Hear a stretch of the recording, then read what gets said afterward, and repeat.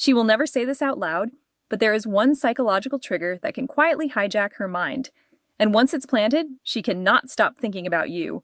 Not because you chased her, not because you impressed her, but because you placed something inside her mind that keeps pulling her back. A splinter of curiosity, of tension, of unfinished emotion she didn't even realize you created. And here's the strange part.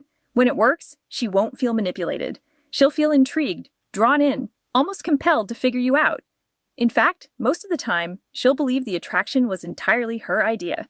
Now, here's the uncomfortable truth. Most men never realize. Attraction rarely grows from what you give a woman. It grows from what her mind cannot resolve. And the technique I'm about to show you is built precisely around that principle. It's not taught in dating books. You won't hear it in psychology lectures. And even in the darker corners of the internet, where men obsess over attraction strategies. Almost nobody explains this mechanism correctly because this trick doesn't operate on the surface. It works beneath awareness inside the small psychological loop that keeps replaying in her mind when you're gone. So let me ask you something. Have you ever noticed how some men disappear from a woman's memory in days while others stay in her head for weeks, even when they did almost nothing? That difference is not luck, it's a trigger. And by the end of this video, you'll understand exactly how to activate that trigger, the one that makes her mind return to you again and again. But miss one small piece of this puzzle, and you'll end up exactly where most men do, in the graveyard of forgettable faces, the ones she scrolls past without a second thought. Here's the part nobody tells you about female desire. And if you've spent any time trying to do everything right, you've probably already felt this truth without understanding it. Desire does not respond to effort. It doesn't reward consistency. It doesn't care how good your intentions are. You can be respectful, attentive, emotionally available, and still watch her interest fade like smoke. Meanwhile, some other guy barely tries, says half as much, disappears for 2 days, and somehow she's thinking about him more than the man who did everything correctly. That contradiction drives a lot of men insane because it feels unfair. It feels irrational. But there's a hidden mechanism underneath it. Desire feeds on one specific psychological experience: unfinished emotional tension. Think about how your own mind works for a second. When something feels finished, your brain relaxes, it categorizes it, files it away, moves on. Conversation ends, case closed, memory archived. But when something feels incomplete, your mind doesn't let go. It loops, again and again and again, like a song that cuts off before the final note, like a movie that fades to black right before the reveal, like a message she sends you and then suddenly stops replying. You know that feeling, that itch in the back of your mind. Your brain wants closure, it wants resolution. But the moment resolution is denied, attention becomes obsession. Psychology has a name for this, the Zeigarnik effect. But what most men never realize is that inside attraction, this effect becomes a weapon. And here's where most men sabotage themselves. They explain too much. They try to be transparent, helpful, impressive. They answer every question. They tell their entire life story in the first conversation. Their job, their goals, their childhood, their plans for the next 5 years. They close every psychological loop before her mind even has time to open one. And in doing that, they unknowingly erase themselves from her curiosity because the mind cannot obsess over something that feels complete. The dirtiest seduction trick has nothing to do with what you give her. It's about what you almost give her, what you hint at but never fully reveal, what you allow her to sense but never quite grasp. You become the unfinished sentence in her mind, the question mark that refuses to disappear, the man she tries to figure out when she's lying in bed scrolling her phone at 1:30 in the morning. And that's where obsession quietly begins. Now, let's go deeper because this next part is where things get uncomfortable for a lot of men. There's a concept I call void transfer. Most men will never understand it because it contradicts everything they were taught growing up. You were told to prove yourself, to demonstrate value, to explain who you are, to show her why you're a good choice. But here's the brutal reality. Women rarely fall for who you actually are. They fall for who their mind imagines you might be. That difference is everything. The moment you reveal too much, you give her facts. And facts are limited. They can be analyzed, compared, judged. Okay, he works here. Okay, that's his lifestyle. Okay, that's what he earns. Once the puzzle is solved, interest declines, mystery dies. The moment, the answer becomes obvious. But when there are gaps, when parts of you remain undefined, something fascinating happens. Her imagination activates. And the human imagination is infinitely more powerful than any story you could tell about yourself. Let me give you a simple example. A man meets a woman. She asks the standard question, "So what do you do?" Most men instantly switch into re-mode. They start explaining job title, industry, responsibilities, ambitions. 5 minutes later, she knows everything and feels nothing. Now imagine a different response. She asks what you do. You pause for a second, then you say something like, I solve problems most people prefer to pretend don't exist. And you leave it there. No explanation, no clarification, just silence. Watch what happens next. Her brain immediately starts working. What kind of problems? Is he serious? Is he joking? Is he dangerous? Is he important? 10 questions appear where there used to be none. And here's the part most men miss. Whatever she imagines in that moment will be far more powerful than any literal explanation you could have given. Because imagination has no ceiling, but your biography does. Every woman carries a private fantasy in her mind, an internal template of the man who would dominate her attention mentally, emotionally, psychologically. The mistake most men make is trying to perfectly match that fantasy, but that's impossible. The smarter move is leaving enough empty space for her to project that fantasy onto you. That's the void transfer. You're not convincing her. You're allowing her own mind to build the version of you she wants to believe in. It's psychological jujitsu. You're not pushing attraction, you're redirecting her imagination. And the more she invests her own mental energy into constructing that image of you, the more real it becomes in her mind. This is why the quiet man in the room often becomes the most intriguing one. He speaks less than expected. He reveals fragments instead of full stories. He answers questions, with questions. He lets silence stretch just long enough that she fills it with assumptions. And those assumptions slowly turn into fascination. Because once her mind starts writing the story, you no longer need to convince her of anything. She will convince herself. And that is where real psychological leverage begins. Now, let's talk about the second layer of this technique. This is the part almost no man understands the first time he hears it because it goes directly against the instinct most men have when they feel attraction. I call this delayed revelation. And if you're honest with yourself, you've probably already seen the opposite happen in your own life. A man meets a woman he's attracted to, he feels the spark, and what does he do? He rushes forward, he starts texting more, he compliments her. He tries to make his intentions crystal clear. He thinks clarity equals confidence. But in reality, what he's doing is exposing his entire hand before the game has even started. And the moment you do that, something subtle shifts in her mind. The tension disappears. The mystery collapses. And once certainty enters the room, desire quietly walks out. Here's the brutal truth most men never hear. Desire does not grow inside certainty. It grows inside tension, inside unanswered questions, inside the quiet, uncomfortable space where her mind keeps asking, does he want me or not? Most men remove that question within minutes. They rush to reassure her. They rush to show interest. They rush to prove attraction. And every time you reveal your interest before she has it invested emotionally, you give away leverage. You hand her psychological certainty, and certainty is the enemy of intrigue. Let me paint a familiar scene. A guy meets a woman at a bar. They talk for 20 minutes. She laughs.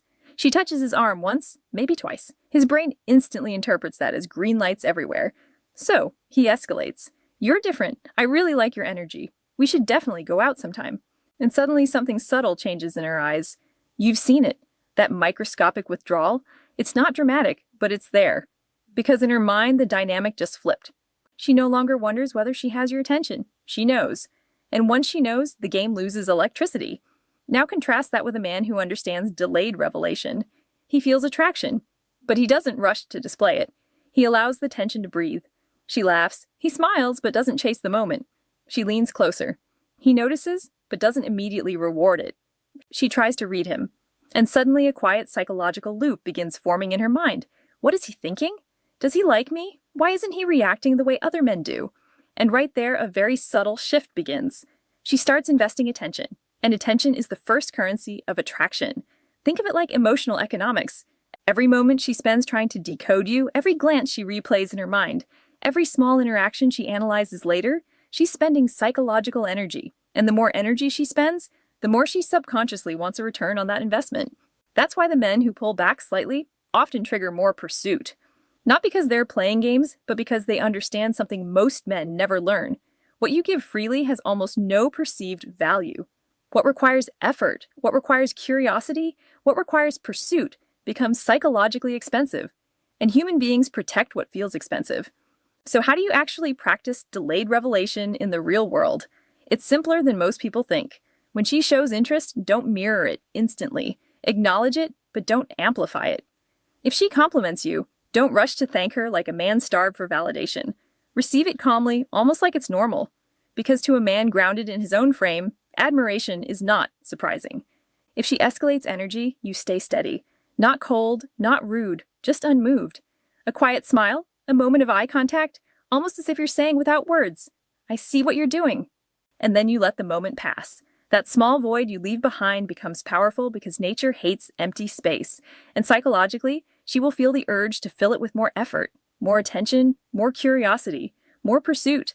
Now, here's where a lot of men misunderstand this concept. They hear this and think it's about manipulation or games or pretending to be someone you're not. That's shallow thinking. The deeper reason this works is biological. For thousands of years, women evolved under brutal conditions. Resources were limited. Protection mattered. Choosing the wrong man wasn't just embarrassing, it could be fatal. So, the female brain evolved an unconscious screening system, a filter. And that filter asks one silent question: is this man valuable enough to choose or desperate enough to avoid? When a man chases too fast, the answer becomes obvious. When he performs, the answer becomes obvious. When he tries too hard to impress, the answer becomes obvious. But when a man stands inside his own frame, unmoved by approval, unshaken by attention, comfortable with silence, something ancient inside her brain lights up. This one might be different, and difference is magnetic. Now let's talk about the third element. This is the one that separates the men women forget in days from the men they remember years later. I call it emotional anchoring through contrast. And once you understand this, you'll start seeing it everywhere. The human brain doesn't remember constants. It remembers changes, contrast, emotional spikes. If someone is always warm, warmth becomes invisible. If someone is always available, availability becomes background noise. If someone behaves exactly the same every time, the mind stops paying attention. Predictability is comfortable, but it's rarely memorable. Now think about the people who have stayed in your own memory. The ones you couldn't quite figure out. The ones who created emotional highs followed by distance, followed by another unexpected moment of intensity. Those moments become psychological landmarks.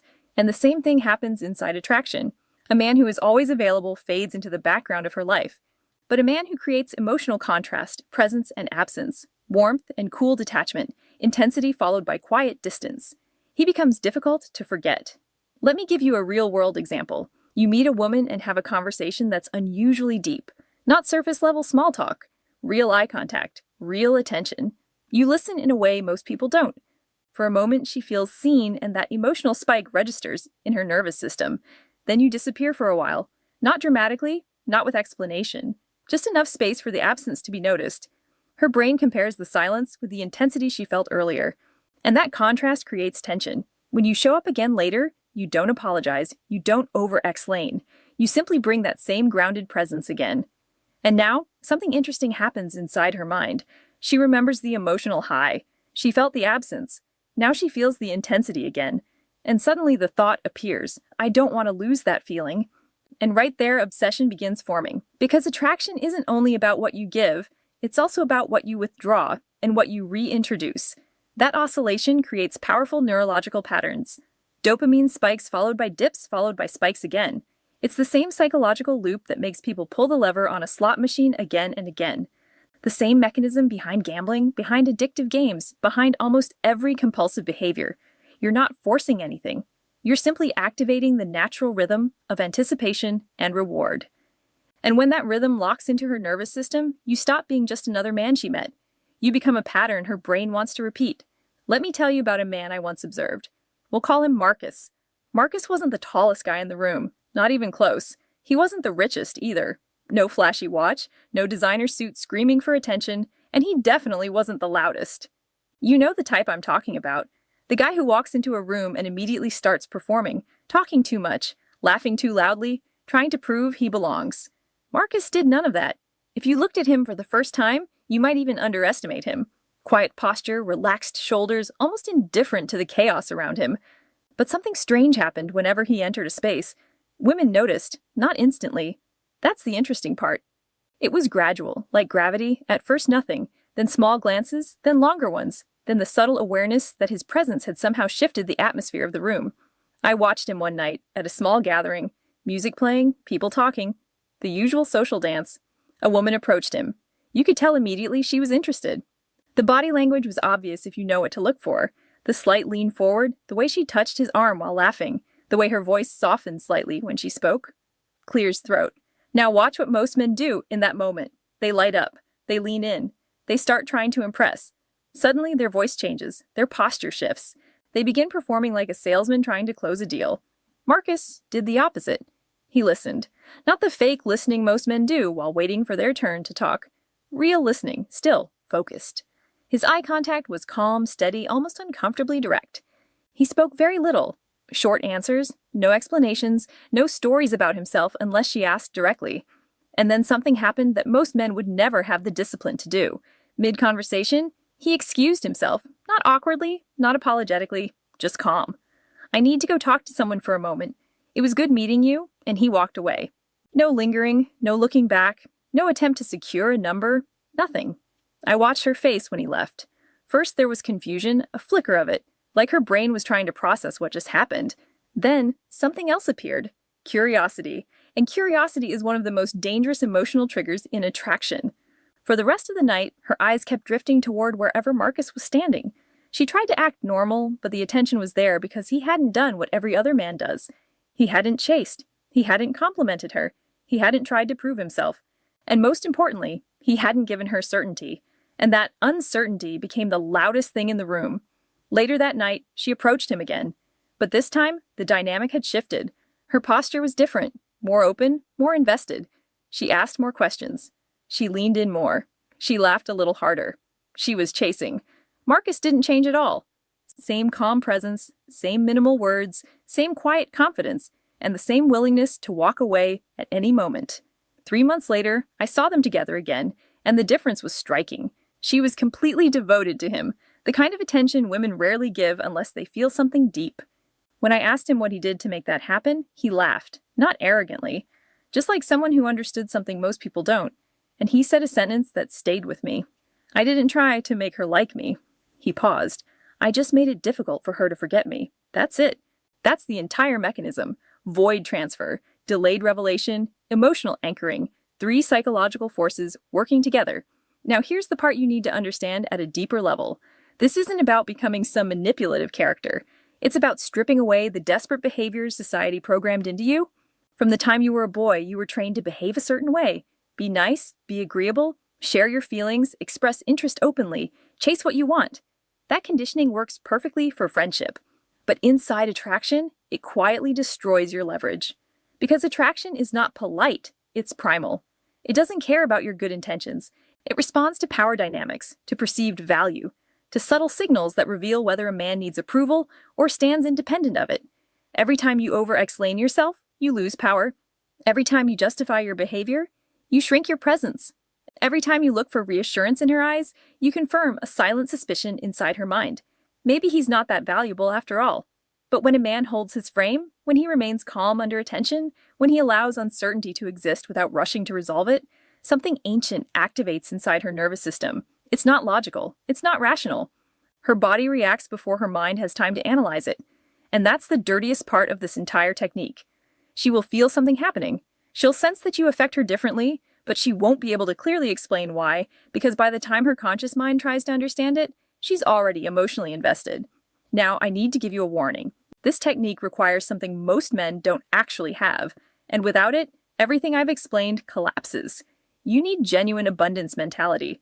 Not the fake version, not the performance, the real thing. If you're pretending to be detached while internally craving her approval, she will feel it. Women are extremely sensitive to incongruence. They had to be. For thousands of years, their survival depended on reading subtle signals in men. Tone of voice, micro-expressions, energy shifts. They can detect when a man's behavior doesn't match his internal state. So this cannot be a mask. It has to be real. You must actually be willing to walk away. You must actually care more about your mission, your life, your direction, than about whether she approves of you. Her interest has to be a bonus, not oxygen. If you don't have that foundation yet, build it first. Develop a purpose. Build a life that gives you momentum without female validation. Become the kind of man who doesn't need to perform, because his existence already carries weight. Then something interesting happens. You stop trying to create attraction, and attraction begins forming around you naturally. Because the real secret behind all of this isn't the technique. The real secret is the man who embodies it. And that's the transformation most men never make. They want the results, the attention, the obsession, but they refuse to become the man who naturally generates those reactions. And that is why most of them remain invisible. Let's get practical for a moment. Because theory is useless if you don't know how to execute it in real life. So the next time you're in an interaction with a woman and things are going well, I want you to try something most men psychologically cannot do. Leave before you want to. Not abruptly. Not in a way that feels rude or awkward, but before the moment reaches its natural peak, before the conversation runs out of oxygen, before you've revealed everything about yourself, before she knows exactly where she stands with you. Most men stay too long. They keep talking until the energy flattens out, until the tension disappears, until the mystery dissolves into familiarity. And by the time they leave, the emotional charge that could have lingered in her mind is already dead. You're going to do the opposite. You leave while the energy is still rising, while she's laughing, while the conversation still has momentum, while she's leaning slightly closer than she was 10 minutes ago. That moment right there is where most men make the mistake of staying because their ego wants confirmation. Their ego wants to secure the number. Their ego wants reassurance that the attraction is mutual. But a man who understands psychological tension knows something deeper. You don't need to secure the moment. You need to leave a mark on it. So instead of squeezing the interaction until it's dry, you cut it short, calmly, almost casually. Hey, I need to run for a bit, but it was good talking to you. And you leave. No over-explanation, no awkward lingering, just a quiet exit while the energy is still alive. Now something interesting happens in her mind. The conversation never got its natural conclusion.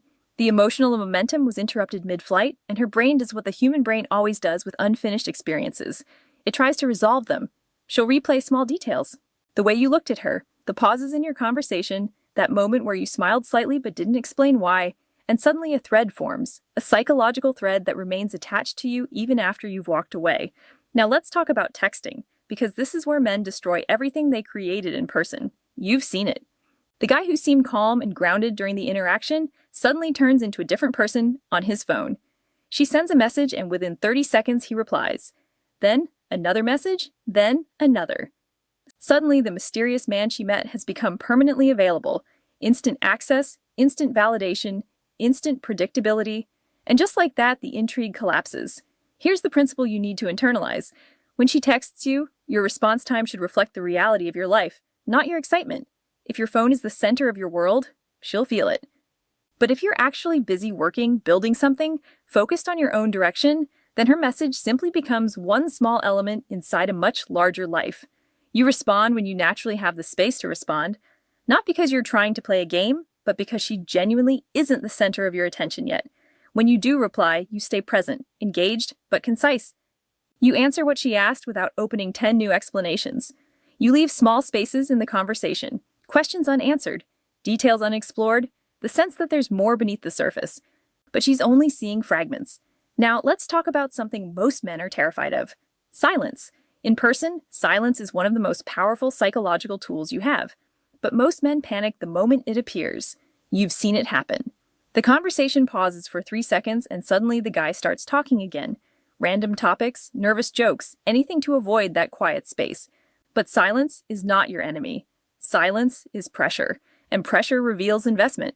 The next time a pause appears in conversation, don't rush to fill it. Let it exist. Let the moment breathe. Maintain eye contact. Relax your posture. Let the tension sit there for a few seconds. Something fascinating will happen. She'll feel the need to fill it. She'll start talking, explaining, sharing more than she originally intended. Because silence pulls information out of people. And when you remain calm inside that silence, you communicate something powerful without saying a single word. You're not seeking approval. You're not trying to entertain. You're comfortable simply existing. And that alone separates you from most men she meets. Now, let's talk about the psychology behind all this, because underneath these behaviors is a mechanism that is brutally simple. The human brain prioritizes unfinished things, open loops, unresolved tensions. This is why you remember the woman who disappeared without explanation more vividly than the one who gave you closure. This is why rejection lingers longer than acceptance. Completion brings peace, but peace is forgettable. What stays in the mind is almost the unfinished conversation, the moment that felt like it was about to become something and then stopped. When you become that unresolved question in her mind, you occupy psychological space that no other man can easily replace. She'll think about you when she's at work, when she's driving home, when she's out with friends, and something reminds her of the conversation you had. And the most frustrating part for her will be this. She won't fully understand why. Because the mechanism operates below conscious awareness. It lives in the part of the brain that existed long before logic, before social narratives, before people started explaining attraction through polite language. It speaks to something older, the instinctive part of the feminine psyche that responds to mystery, to strength, to the man who stands independent of her validation, the man who doesn't need her, but might choose her. And that distinction is everything. So here's the truth. Most dating advice will never tell you. This trick works not because it's manipulative, but because it aligns with psychological reality, with the way desire actually forms beneath the surface. Most advice tells you to do more, say more, prove more, show more, chase more. This method is the opposite. Be less accessible, chase less, reveal less, need less. And in the empty space you create, her imagination will construct something far more powerful than anything you could have tried to present directly. You won't have to convince her to want you. She'll convince herself. And that's why this mechanism rarely fails, not because it's cruel, but because it's true. Now let me ask you something honestly. If you've spent years doing the opposite, chasing, explaining, trying to prove you're worthy of being chosen, how has that strategy worked for you so far? If you're ready to change that pattern, if you're ready to stop asking for attention and start becoming the kind of man who naturally generates it, then you already know what the next step is. You've seen the map. Now you walk the territory. Stop filling every silence. Start leaving moments unfinished. Stop offering certainty. Start creating intrigue. Stop performing for approval. Start embodying presence. Because the woman you want isn't waiting for another man who tries too hard. She's waiting for the one who makes her try. Become that man. Before you leave, there's something important I want you to keep in the back of your mind. Because what you learned today, the unfinished tension, the silence, the mystery, that's only one piece of the puzzle. There's another layer most men never even realize exists, and it's the moment that quietly decides everything. In the next video, I'm going to break down the one test she gives without even realizing she's giving it that determines whether she sees you as temporary or irreplaceable. It's subtle.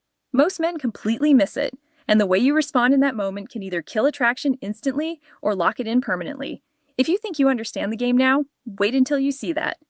That video goes live tomorrow. And if you're serious about understanding how attraction actually works beneath the surface, you'll want to be here when it drops. Now, there's something else you should do before you leave. If this video opened your eyes to how psychological tension creates attraction, then the next video appearing on your screen right now goes even deeper into that same hidden dynamic. It shows another pattern most men unknowingly sabotage, and once you see it, you'll start noticing it everywhere. So don't leave yet. Click the video on your screen right now and keep watching. And if you want more content like this, make sure you subscribe to the channel and drop a like on the video. It helps this message reach the men who actually need to hear it. Most men will never understand the game, but you do. I'll see you among the